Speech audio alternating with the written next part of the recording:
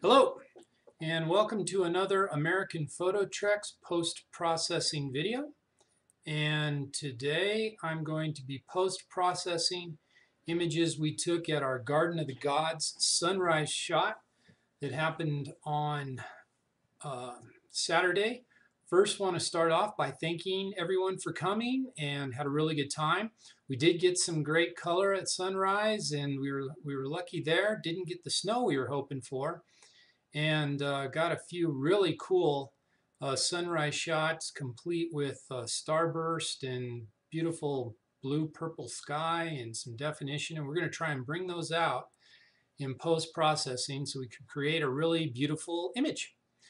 And so I've already picked my images that I want to use for my post-processing, and there are these right here. They were shot with my Sony A7R2, huge files. It creates 42 megapixel files, and then I'm shooting in RAW.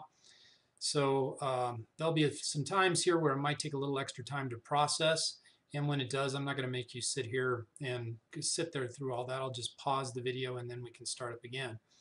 And I selected these two because the rays here, the little sunburst rays, aren't super long. And on some of my other shots, you can see they do get pretty long and they start dominating the whole shot. And I don't know, I like the rays, but I don't want them to be the only thing in the shot. So I'm probably going to pick rays like right about here or here, and just do it like that. So I've selected them here in Adobe Bridge, and all I have to, oh, and by the way, if you watch as I click, you'll see right here that everything I'm doing on the keyboard and with my mouse, it'll show you right there so you can follow along. And of course, you can pause the video at any time to follow along as well. So there they all are. And I will say select all. So this way, here they are open in Adobe Camera Raw. I'm not going to do a lot of changes in Adobe Camera Raw right now because I'm going to HDR these files. So I've already looked, and I like my color, my white balance as it was shot. And you can kind of see as I look at auto and cloudy, which it was. Cloudy ain't bad either. Cloudy is 65 plus 10. Is shot 65 plus 0. All right, I'll go with cloudy. It was cloudy. And it is just kind of a prettier color, isn't it? That's where we start to get the blues, and I can still see some of the definition there. And then I like to sharpen before I get into Creative Cloud. Some people, sharpening is the last thing they do. This is just the way I do it. And for these images, and remember, if you're shooting in RAW, you have to sharpen because there's no JPEG form processing that is sharpening for you. So 71.8 there, and then if you hit Control and move the mask, or Alt, excuse me, and hit move, then you can only apply the sharpening to where you want to apply it. And in this case, we want to apply it more generally than, let's say, a portrait or something. So we're going to do it like that. And it's already applied my profile correction. And that's all I really want to do in RAW right now. So I'm just going to open up these files. And again, these are large files. They're going to take a while to open. So I'm just going to press pause so you don't have to sit here through all that. Okay, back in a sec. Okay, so they're all loaded up, and here they are. And you can take a look at them here and one at a time, kind of go through and see what we see. And these are the images I'm going to use for HDR. Now, I'm going to share something with you right here that for me is an important part of the HDR process. See this image right here? This was taken a stop and a third more than proper exposure. See how it's completely blown out the sky here? Well, there's going to be huge contrast between these dark rocks and that sky, and when you're creating an HDR image, that can create this ugly halo around the areas of dark contrast. Well, I don't see anything in this picture that I desperately need as far as, that was so dark in maybe another image or something like that, I'm just going to close this image and I'm not going to use it for any of my HDR shots. Now this one has some of the things that I may need. Let's take a look. And we got here, here, here, and this one's awful dark. And I'm going to close this one. Well, I don't know. This one's got some stuff I may need. I may not use this one either. Yeah, I don't mind. I think I want this to be maybe a little bit darker image, and I really want to make sure I don't get that halo, so I'm not going to use that one either. That was 2/3 of a stop above. So I'm only going to use these 3 images to create my HDR. And so now I'm going to use the Nik Efex tools, and in this case I'm going to use Nik HDR Efex Pro. I'm going to hit the button that says Merge Multiple Images. So I'll click that. And again, I won't make you, and I'll say Add Open Files and Merge Dialog.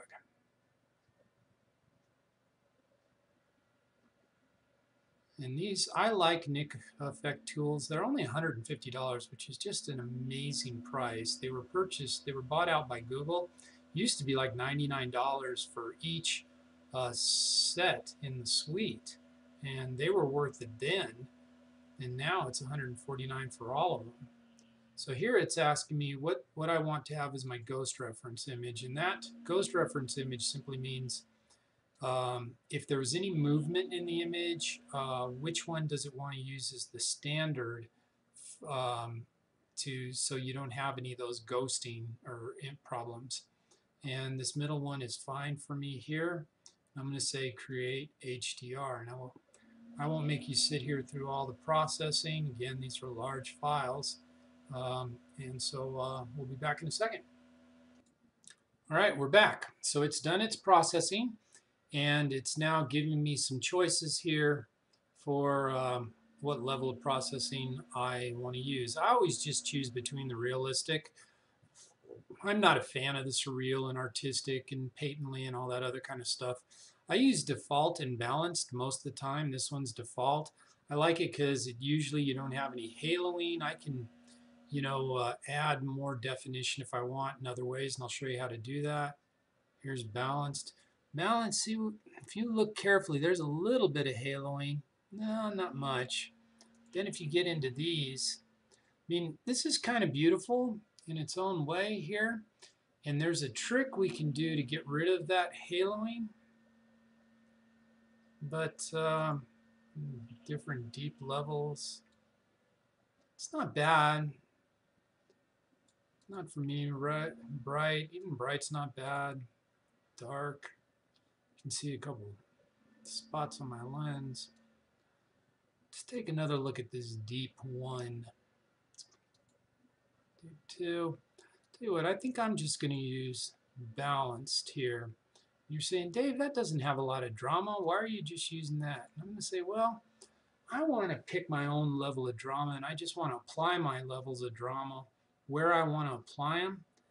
And so I'm just going to choose balanced, and I'll show you why. So I'm going to say OK. Like, oh, Dave, man, I thought you created much more drama and impact in your pictures. And I do normally. But the way I do it is I get a little more mature in my photography and post-processing process. I'm more picky about little things. And so this gives me a little bit more control to weed out some of the stuff I don't like while still getting the drama that I do. So there's my HDR image. And now I'm going to look over here, right here. I'm going to close every image except for this one right here. This is my one that was shot 1 1/3 stops below proper exposure. I may have a use for that image later. We'll see. So here's my image now, and first thing I think I'm going to do is I'm going to crop. And it's because as I start messing with this, I want to see it in the format that I'm going to create it. And to me, this looks like a beautiful 6:9 type of image. I don't know if I like this thing here or not. I think it's a bit of a distraction. I definitely think all this stuff in the foreground is a bit of a distraction, but I like this. I like the sky. I think I'm going to bring out some drama there. I definitely like the red rocks. I like the sunburst. And to me, this looks like a kind of a perfect shot for like a screensaver or something. So I'm going to choose 16:9, and there's my image. All right, so now I want to add a little bit more drama and stuff, but I want to do it selectively. So first, I'm going to use my selection tool here, and I'm going to make the grabbing tool a little bit larger, and I'm going to grab just the sky. There we go. And then I might refine my edge here a little bit, but not too much. It uses up a lot of memory to do this, and I don't really need to do it here because the definition is pretty straightforward. There it is. And now I'm going to go back to my Nik Efex tools, and I'm going to use Color Efex Pro. I'm going to bring this, and what's going to happen is it's going to bring up just the sky in Color Efex Pro. If we wanted to, we could add even a lot more tonal contrast here, which is a lot like HDR, and really bring that out. But as you see, it starts to look a bit unnatural and start seeing those halos. So if I still want contrast, but I want to keep it, more realistic looking, then I can use Pro Contrast here. I can apply what's called this dynamic contrast here. A little bit of color correction in the color cast. And so we got that now. And you can kind of see what that's done, just giving us a little bit more drama. And right now, this might be a good candidate for like a graduated filter, but I don't know, that's starting to look a little blotchy. Let's try cross-processing, maybe see what there is to see there. Ooh, I love that color.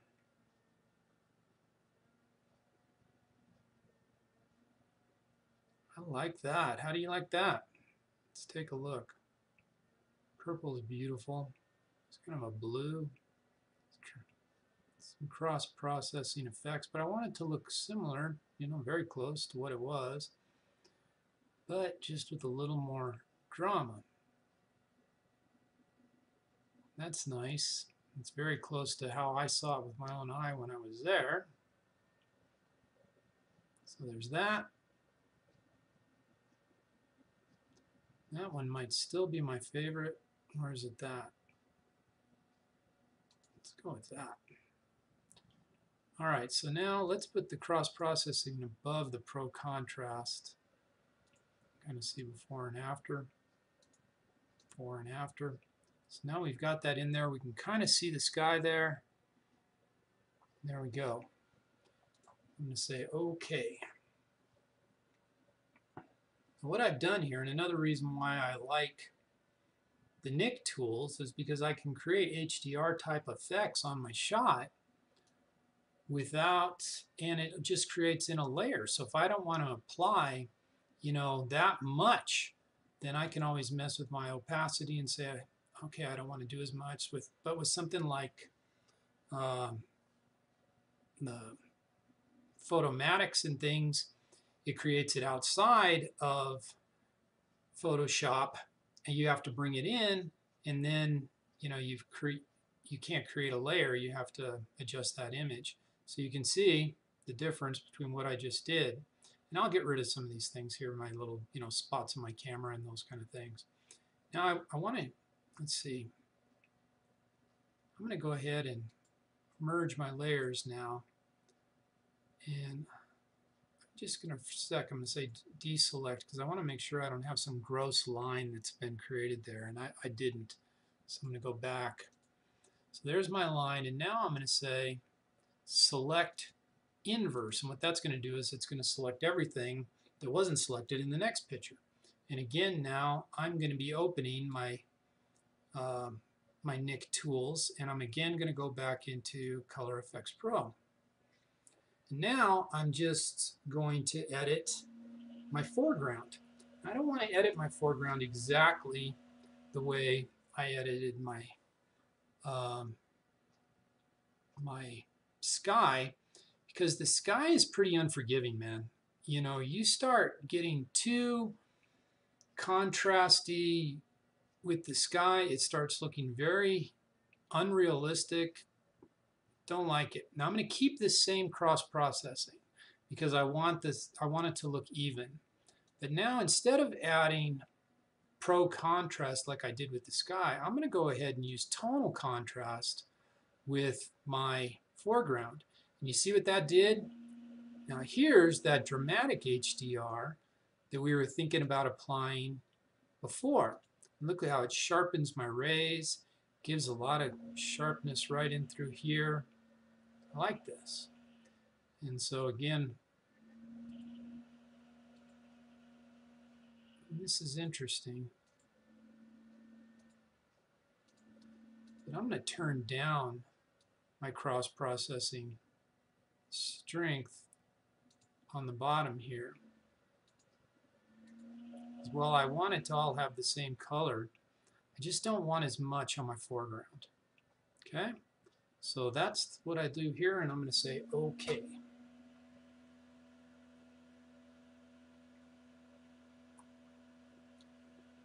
Bud Light. Lars gives me a lot of flack for drinking Bud Light. I don't care. I like what I like. All right, so now you can see as I turn on and off the layer what I did down here. Just added more drama, basically. And now, starting to look like a pretty picture to me. Kind of like it. Now I'm going to look at my levels here just on my foreground. Image adjustment levels. And I'm going to darken this foreground just a bit, again for drama. A little Johnny drama here. There we go. Just like that. Okay, kind of see what I just did. So I'm just creating a more dramatic image here. All right, and I'm going to flatten my layers. Flatten. Select. I'm going to deselect just to make sure I don't have any kind of really grotesque line or halo or anything like that. And that's starting to look like a pretty darn dramatic sunrise at Garden of the Gods. But now obviously I got some dust either on my sensor or my camera lens or both. It can definitely happen. So I'm just going to use my content aware tool to get rid of that junk. And it does an exceptional job at it.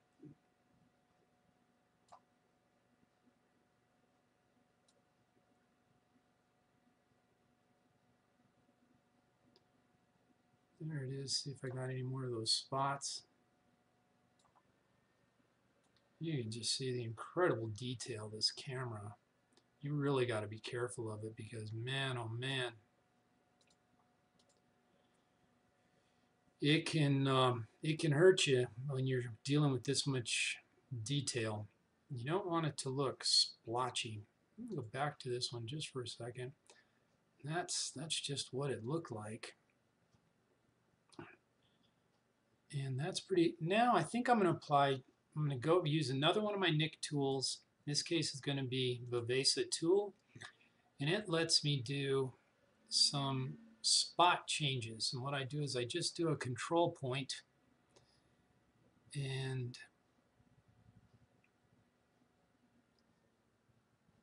I'm just going to see what I can get away with up here. First of all, I don't like a lot of structure in my sky because someday I may want to print this out. And you get too much, so I don't want a lot of structure, but I do want a lot of contrast. That may seem kind of, and I may want to warm it just a bit.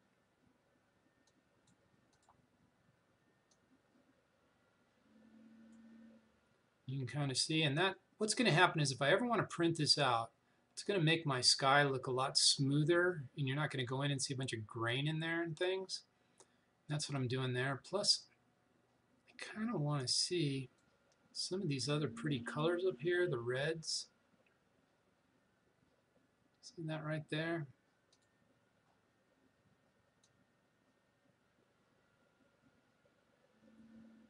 Make some of these other colors over here pop. That's what I'm doing there. And then right here, there's something about these trees are bothering me.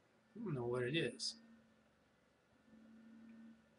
Maybe they're, yeah, maybe that's it. They're just too bright. I'd rather all this to look more like it's a, you know, just as dawn is breaking kind of situation. So I'm going to turn down the brightness. Ooh, not that much. Some of these trees here. And again, I'm just adding drama. Want some impact.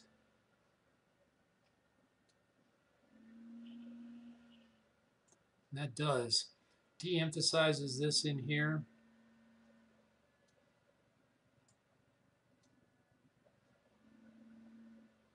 Turn that down right about there.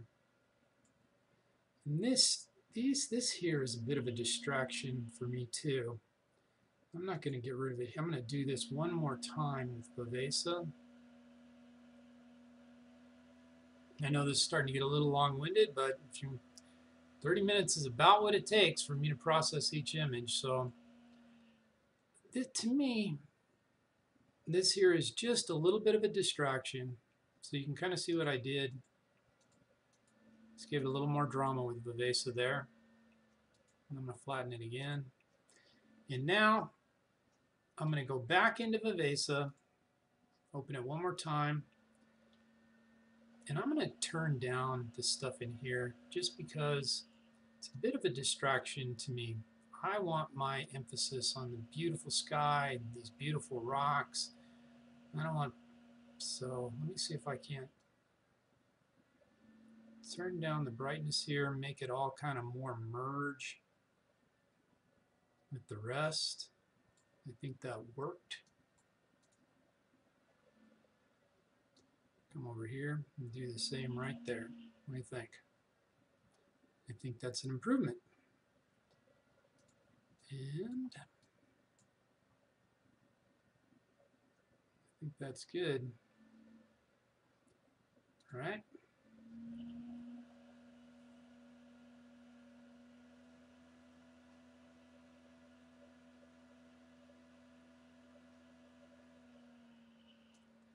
So there, I think that did help. See, that was kind of popping out there. Now it's all blended in more to the rest of it. And we do have a pretty dramatic sky. Got a cool pop of sunburst right here. Layer down. Last thing I'm going to do is I'm going to use Nik Efex 2 to get rid of any noise in the image, and I'm sure up here in the sky with all the compression and everything we did, probably going to have some. So I'm going to get rid of that.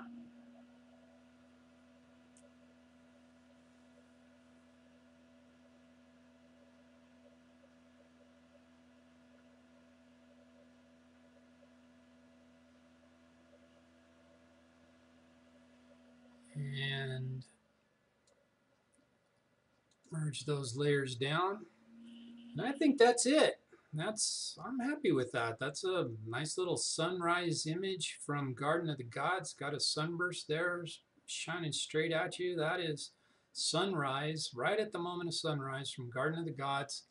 Got some fun color in there, and I think it'd make a pretty screensaver. So that's it. I know I went through a lot here, and you know, probably use some programs. Maybe some of you have, some of you don't, but this is just the way I do it. So, um, and hopefully if it's moving too fast, you can just pause the video, go back. You can see exactly what changes I made, what keystrokes I was doing. And of course, you know, we're pretty accessible here. So we can, we'll be more than happy if you've got a question for us, just, you know, shoot us an email or, you know, a message on Facebook, and we'll be happy to answer it for you. And thank you again for coming to our American Photo Trucks workshops. We have so much fun doing these, and we love the people that we meet, and it's just a blast. It's an absolute blast. And thank you guys all for sharing your passion with photography with us. We, from each and every one of us, from myself, Lars, Ken, Dave Maynard, a hearty thank you. Absolutely. All right, let's hopefully see you at the next workshop.